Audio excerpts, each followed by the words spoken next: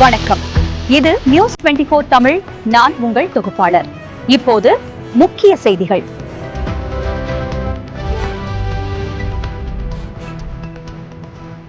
தமிழக சட்டமன்ற தேர்தலில் இறுதி வாக்கு சதவீதம் 85.10% என தேர்தல் ஆணையம் திருத்தம் செய்துள்ளது. தமிழகத்தில் எந்த வாக்குச்சாவடியிலும் மறுவாக்குப்பதிவு இல்லை என தேர்தல் ஆணையம் விளக்கம் அளித்துள்ளது.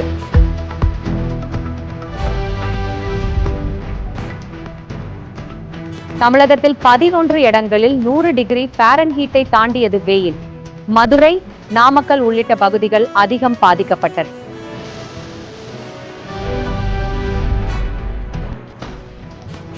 டெல்லி கேபிட்டல்ஸ் வீரர் லுங்கி இங்கிடியின் உடல்நிலை நிலையானது. மருத்துவமனையில் இருந்து விரைவில் வெளியேற்றப்படுவார்.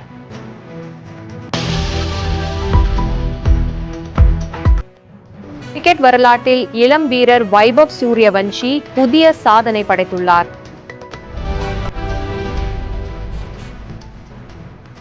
அமெரிக்க அதிபர் டொனால்ட் ட்ரம்ப் பங்கேற்ற நிகழ்ச்சியில் துப்பாக்கி சூடு நடைபெற்றது. அதிபர் பாதுகாப்பாக உள்ளார். வெயிலுக்கு ஓய்வு.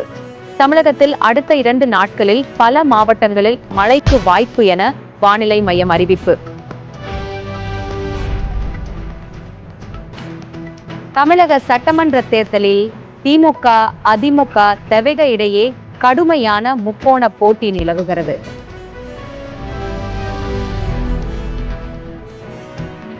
தவிக தலைவர் விஜய்க்கு எதிராக கோவையில் போலீசில் புகார் அளிக்கப்பட்டுள்ளது. ஐபிஎல்லில் பஞ்சாப் கிங்ஸ் அதிரடி பேட்டிங் மூலம் டெல்லி கேபிட்டல்ஸை வீழ்த்தி வரலாற்று வெற்றி பெற்றது.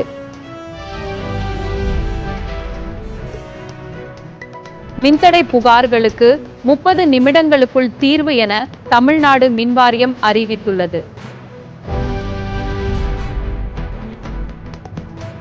ஈரான் மற்றும் அமெரிக்கா இடையே பதற்றம் அதிகரித்துள்ளது. அதிபர் ட்ரம்ப் எச்சரிக்கை விடுத்துள்ளார்.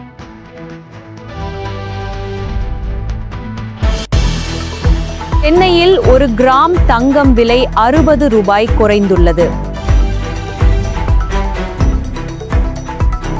மதுரை சித்திரை திருவிழா இன்று சிறப்பாக நடைபெறுகிறது. ஈரான் உடனான அமைதி பேச்சுவார்த்தை தோல்வியடைந்தது. பாகிஸ்தானில் நடைபெற இருந்த பேச்சுகளை அதிபர் ட்ரம்ப் ரத்து செய்தார்.